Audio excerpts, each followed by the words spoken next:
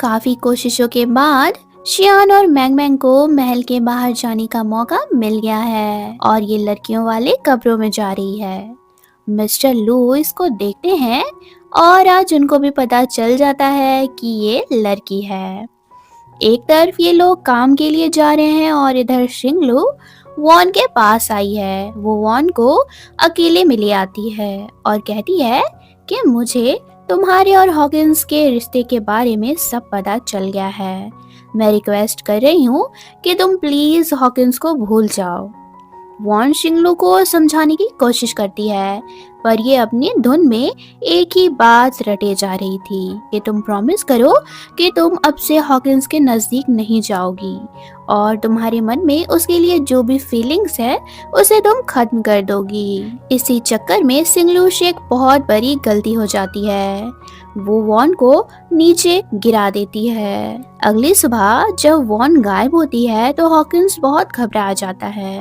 वो वॉन को हर जगह ढूंढने लगता है और बहुत मेहनत के बाद उसे जब वॉन मिलती है तो वो उसकी कंडीशन देख के सोचता है कि वो मर तो नहीं गई। हॉकिंस को अंदर से बहुत बुरा लगता है, वो टूट सा गया था। वो रो रो के अपने दिल की बात बोलने लगता है जो वो पहले वॉन से कभी नहीं बोल पाया। लेकिन अचानक से वॉन उठ जाती है। वो मरी नहीं थी बल्कि बेहोश हुई थी। वॉन कहती है कि तुमने ये सारी बातें मुझे पहले क्यों नहीं बोली। इधर शियान और मैंग मैंग मिस्टर ली के पास आ गए हैं मगर मिस्टर ली को देखते ही मैंग मैंग सरप्राइज हो जाती है क्योंकि मिस्टर ली कोई और नहीं उसके डैड होते हैं। मैंग मैंग को रियलाइज होता है कि वो इस टाइम में शायद इसलिए आई है ताकि डेस्टिनी उसे उसके डैड से मिलवा सके। मैंग मैंग इतनी खुश होती है कि वो मिस्टर ली से अकेले में कहती है कि मेरी एक विश है, मैं चाहती हूँ कि आप मुझे गले लगाओ।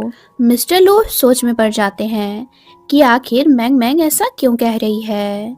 वो बोलते हैं कि नहीं, ये ठीक नहीं है। तब मैंग मैंग बताती है कि आप मुझे मेरे डैड के जैसे लगते हो। मैंने बचपन में ही अपने डैड को खो दिया था और मैं उन्हें बहुत मिस करती हूँ, तो प्लीज़ आप मुझे हक करने दें। मिस्टर ली को तो मैंग मैंग की सारी बातें सुनकर उसके लिए बहुत बुरा लग रहा होता है। चांसलर लुई को एक जासूस से पता चलता है कि मैंग मैंग लड़की है। इन्हें तो अब और गुस्सा आ जाता है कि मैंग मैंग शियान को फंसाने के मकसद से आई है। वो अब ठान लेते हैं कि मैंग मैंग को तो रास्ते से वो हटा के रहेंगे। चांसलर लुई अब क्या करेंगे ये तो फिलहाल नहीं पता, पर शियान एंड मैंग मैंग के बीच प्यार बढ़ते जा रहा है। दोनों एक दूसरे के साथ बहुत ही खूबसूरत टाइम स्पेंड करते हैं। रात हो गई है और हॉकिंस और वॉन अभी तक यहीं फंसे हैं, बट एक फायदा हो रहा है, दोनों को अपनी दिल की बात बोलने का मौका मिल गया है। वॉन हॉकिंस को लेटर के बारे में बताती है और पूछती है कि तुमने मुझे उस लेटर में वो सारी बातें क्यों लिखी थी। हॉकिंस बोलता है कि मैंने तुम्हें कोई भी लेटर नहीं भेजा था। इनफैक्ट मुझे खुद तुम्हारे नाम से एक लेटर मिला था जिसमें लिखा था कि तुम शादी करने जा रही हो और तुम मेरा वेट नहीं करना चाहती हो। हॉकिंस को लगता है कि जरूर ये लेटर शियान ने भेजा होगा। वो चाहता ही है कि मेरे और वॉन में मिसअंडरस्टैंडिंग हो जाए। वॉन बोलती है अरे नहीं, उसने ये नहीं किया है क्योंकि उसे तो पहले से मेरे से शादी करने में कोई इंटरेस्ट नहीं था। शादी के बाद भी उसने मुझे कभी एक्सेप्ट नहीं किया है। अब मुझे डर लगता है कि कहीं सारी जिंदगी मैं अकेले नहीं रह जाऊं। मेरा कोई भी अपना नहीं है। हॉकिंस ये सब सुन के कहता है कि मैंने हमेशा तुमसे प्यार किया है, फिर मैं तुम्हें अकेले कैसे छोड़ सकता हूँ। दोनों की बातों से फाइनली अब इनके बीच की मिसअंडरस्टैंडिंग क्लियर हो जाती है। शियान एक बार फिर इनसिक्योर होने लगा है क्योंकि ये सुबह से देख रहा है कि मैंग मैंग मिस्टर ली के साथ काम कर रही है। मिस्टर ली को वो इतना अटेंशन दे रही है कि शियान को तो वो ठीक से देखती तक नहीं है। शियान को गुस्सा आ जाता है तो वो इनके बीच से जाने लगता है। तब मैंग मैंग उसे समझाती है कि वो प्रेजेंट में मेरे डैड हैं और मैं उनके साथ बहुत सारा टाइम स्पेंड करना चाहती हूँ। क्या पता फिर मौका मिले या ना मिले। शियान को भी मैंग मैंग के लिए बुरा लगता है। खैर इन सब के बाद दोनों कुछ जड़ी बूटी लेने जंगल जाते हैं, जहाँ मैंग मैंग को पाँव में चोट लग जाती है। वो चल तो नहीं सकती, तो शियान उसे कंधे पे उठा लेता है। दोनों का दिल जोर से धड़क रहा होता है। मैंग मैंग भी अब शियान पे अपना हक जताने लगी है। रात को शियान सो भी नहीं पा रहा है। वो बार बार यही सोचता है कि क्या मैंग मैंग मेरे लिए वैसा ही फील करती है जैसा मैं उसके लिए करता हूँ। अगले दिन अचानक से इन पे बहुत सारे लोग हमला कर देते हैं, जिनको देख के साफ पता चल रहा था कि ये मैंग मैंग के लिए आए हैं। मिस्टर ली मैंग मैंग को बचाने की कोशिश कर रहे थे कि ये लोग उन्हें भी मारने लगते हैं। इनफैक्ट ये लोग उनकी जान लेने ही वाले होते हैं कि एन मौके पे यहाँ हॉकिंस आ जाता है। गाइस, हॉकिंस को हम लोग सेवियर नाम दे सकते हैं। ये बंदा हर जगह आता है और लोगों को बचा लेता है। हॉकिंस सबसे खुद ही फाइट करने लगता है। 1 मिनट के लिए तो तलवार उसके सीने में जाने वाली थी, मगर शियाना के सिचुएशन संभाल लेता है और अब दोनों भाई मिलके फाइट करते हैं। हॉकिंस को थोड़ी चोट लगी है, जिससे वो फिलहाल बेहोश होता है। इन सब के बाद मिस्टर ली मैंग मैंग को अपनी छोटी सी प्यारी सी बेटी से मिलवाते हैं, जो कि सच में बहुत क्यूट होती है। मैंग मैंग तो इसे देख के खुश कम और सैड ज्यादा हो जाती है। उसे अच्छा नहीं लगता कि उसकी जगह उसके डैड किसी और को प्यार कर रहे हैं। हॉकिंस को होश आ गया है। वो बातों ही बातों में शियान को चिढ़ाने लगता है कि तुम एक नंबर के फट्टू हो। तुम मैंग मैंग से प्यार तो करते हो, पर इजहार करने में तुम्हें डर लग रहा है। हॉकिंस की बात में आके ये भी डिसाइड करता है कि मैं डरपोक नहीं हूँ और आज मैं मैंग मैंग को अपनी दिल की बात बोल दूंगा। शियान मैंग मैंग को ये बात बताने वाला था कि उससे पहले ही मैंग मैंग समझ जाती है कि ये आज फाइनली मुझे प्रपोज करके रहेगा। मैंग मैंग जानबूझ के शियान की बात बिना सुने यहाँ से चली जाती है और बेचारा शियान सोचता है कि इसे हुआ क्या, ये मुझे ऐसे इग्नोर करके क्यों चली गई। अगले दिन मिस्टर ली की बेटी अचानक ही नहीं मिल रही होती है। मिस्टर ली और उनकी वाइफ बहुत वरीड होते हैं। सब लोग मिलके इसकी बेटी को ढूंढने लगते हैं और वो मार्केट के बीच में इन्हें मिल जाती है। मिस्टर ली को अपनी बेटी को प्यार करते देख मैंग मैंग को रियलाइज होता है कि उसकी मॉम भी प्रेजेंट टाइम में उसे ढूंढ रही होगी। मैंग मैंग को सामने अब एक ब्रिज नजर आता है, जो उसी जगह पे बन रही थी जिस जगह में फ्यूचर वाला ब्रिज था, जिसके जरिए वो इस दुनिया में पहुंच आई है। मैंग मैंग को अब समझ आता है कि हो ना हो फ्यूचर में जाने का भी रास्ता जरूर इसी ब्रिज में होगा। वो डिसाइड करती है कि अब उसे फ्यूचर में लौट जाना चाहिए। यहाँ का काम खत्म हो गया है और वो जितने दिन यहाँ रहेगी उतना ही उसे लोगों से लगाव हो जाएगा। इसके बाद दोनों छुपते छुपाते हुए महल में आ जाते हैं, लेकिन इन्हें चेक करने के लिए महारानी भी आती है। असल में शियान महल में कुछ दिनों से नहीं था। ये बात महारानी को नहीं पता थी, सिर्फ गिने चुने लोग ही ये बात को जानते थे। मैंग मैंग धीरे धीरे अब यहाँ से फ्यूचर में जाने की तैयारी करती है। जैसे वो सब के लिए छोटे मोटे गिफ्ट्स तैयार करती है और सबको देती भी है। ये देख के शियान पूछता है कि मेरा गिफ्ट कहाँ है, पर मैंग मैंग के पास शियान के लिए कुछ नहीं था।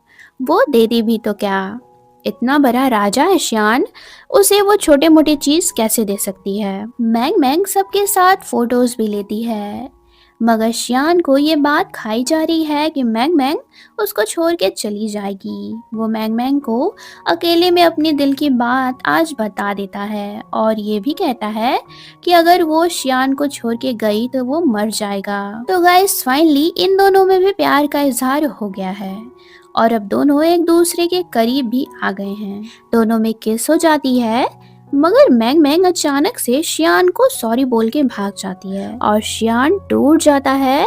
मैंग मैंग ने उसके फीलिंग्स को रिजेक्ट कर दिया है, ये सोच सोच के शियान को बहुत बुरा लगता है। चांसलर लुई को अब शियान के सीक्रेट प्रोजेक्ट मतलब कैनल के बारे में खबर मिल गई है।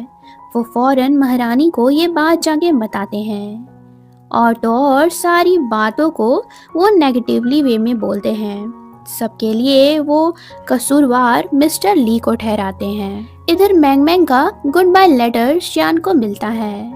शियान ऑलरेडी अपसेट था कि उसे बॉडीगार्ड आके बताता है कि चांसलर लुई ने मिस्टर ली को छुप के कैनल बनाने के आरोप में अरेस्ट करवाया है। शियान की परेशानी बढ़ गई है और अब तो मैंग मैंग भी नहीं है जो हमेशा बुरे वक्त में शियान को सपोर्ट करेगी। इधर मैंग मैंग ब्रिज पे पानी इकट्ठा करने का जुगाड़ कर रही है ताकि वो उसमें कूद के फ्यूचर में चली जाएगी। पानी डालने के बाद वो यहाँ बिताए दिनों को और स्पेशली शियान को याद करती है और फिर पानी में कूदती है, मगर काफी ट्राई करने पे भी वो यहीं होती है। वो एक बार फिर टेंशन में आ जाती है कि आखिर कब तक और वो यहाँ रहेगी और आखिर कैसे फ्यूचर में जाने का रास्ता उसे मिलेगा। सामने से वो महल के सैनिकों को आते हुए देखती है जो कि मिस्टर ली को अरेस्ट करने आए थे। ये सब देख के अब मैंग मैंग फ्यूचर में जाने का छोड़ के मिस्टर ली को छुड़वाने जेल चली जाती है। बाहर खड़े गार्ड्स को मैंग मैंग को अंदर नहीं जाने देते हैं। ये उनकी उल्टी सीधी फोटोज खींच के उन्हें डरा देती है और जेल के अंदर आ जाती है। ये जेल के अंदर आने में तो कामयाब रही, पर यहाँ के गार्ड्स इसे ही बंद कर देते हैं। मैंग मैंग मिस्टर ली से कहती है कि मैं यहाँ आपको छुड़ाने आई हूँ, आपकी जगह यहाँ नहीं बल्कि कहीं और है। मिस्टर ली कहते हैं कि नहीं, मैं यहाँ से भाग नहीं सकता हूँ। अगर मैं भाग गया तो लोगों को लगेगा कि मैं सच में गलत हूँ और शियान भी मुझे गलत समझ लेगा। मैं उसे धोखा नहीं दूंगा। इतने में शियान भी यहाँ आ जाता है। शियान के ऑर्डर पे गार्ड्स मिस्टर ली को छोड़ देते हैं। मिस्टर ली की जिम्मेदारी महारानी ने हॉकिंस को दी थी, तो हॉकिंस अब मिस्टर ली को यहाँ से जाने नहीं दे सकता था। वो जानता है कि मिस्टर ली गुनहगार नहीं है, पर वो शियान और मैंग मैंग की तरह मिस्टर ली को बाहर जाने नहीं देगा। मिस्टर ली का चेला यहाँ आता है। वो एक प्लान बोलता है कि मैं कुछ देर तक गार्ड्स का ध्यान भटकाऊंगा, तब तक आप सब यहाँ से पीछे वाले रास्ते से निकल जाना। इसका ये प्लान वर्क भी करता है। हाँ, मगर हॉकिंस सब पहले से समझ चुका था, तब भी वो चुप रहता है और इन्हें जाने से नहीं रुकता। आखिर उसने काम से ज्यादा इम्पोर्टेंस अपने रिश्तों को दी। इन लोगों ने मिस्टर ली को तो बाहर निकाल लिया, पर दूर आने के बाद अचानक से मैंग मैंग पे हमला होने लगता है। मैंग मैंग को बचाने के लिए शियान सबसे फाइट करता है, बट एक साथ इतने लोगों को हैंडल करना बहुत मुश्किल था। इसलिए मैंग मैंग खुद नदी में कूद जाती है ताकि शियान को छोड़ के ये लोग उसके पीछे आएं। शियान को तो गार्ड्स पानी से निकाल लेते हैं, मगर मैंग मैंग किसी को भी नहीं मिलती। शियान पूरी तरह से बेहोश है, उसे कुछ भी याद नहीं होता है। महल आने के बाद शियान उदास होता है क्योंकि अभी तक मैंग मैंग नहीं आई है। महारानी शियान से कहती है कि तुम कैनल के प्रोजेक्ट को बंद कर दो, क्योंकि इसी प्रोजेक्ट में तुम्हारे डैड की जान चली गई थी। शियान इसकी बात मानने से इनकार कर देता है और उल्टा कहने लगता है कि अगर आपको दिक्कत है तो मैं राजा का पद छोड़ दूंगा, मगर ये प्रोजेक्ट मैं नहीं छोड़ूंगा। महारानी ये सब सुन के गुस्सा जाती है और वो शियान को एक थप्पड़ लगा देती है। शियान अब और भी उदास हो जाता है कि एक तरफ उसकी माँ ने इतना कुछ सुना दिया है और दूसरी तरफ मैंग मैंग का कुछ पता ही नहीं चला है। नेक्स्ट सीन में हम मैंग मैंग को देखते हैं जो किसी तरह खुद की जान बचा के नदी से तो निकल गई है, बट किसी दूसरी जगह आ पहुंची है। वो देखती है कि कुछ लोग सामने से गुजर रहे होते हैं। जंगल में रहना सेफ नहीं था, इसलिए वो बिना सोचे इनकी गाड़ी में छुपते हुए बैठ जाती है। अगले दिन गाड़ी एक दूसरे शहर में जाके रुकती है। मैंग मैंग मौका देख के गाड़ी से उतर तो जाती है, पर इसका बैग यहाँ छूट जाता है। उसमें शियान के किंगडम का स्पेशल पास भी होता है, जो देखते ही ये आदमी पहचान लेता है कि ये जरूर दूसरे किंगडम का है। इधर शियान का दिमाग अब और गुस्से में है क्योंकि गार्ड्स आके बोलते हैं कि मैंग मैंग को वो हर जगह ढूंढ रहे हैं, पर उसका पता नहीं चल रहा है। शियान गार्ड्स पे बहुत गुस्सा करता है। वो कहता है कि कुछ भी हो जाए मुझे मैंग मैंग चाहिए। मैंग मैंग किसी की नज़रों में ना आ जाए इसलिए वो एक रूम में आके छुप जाती है।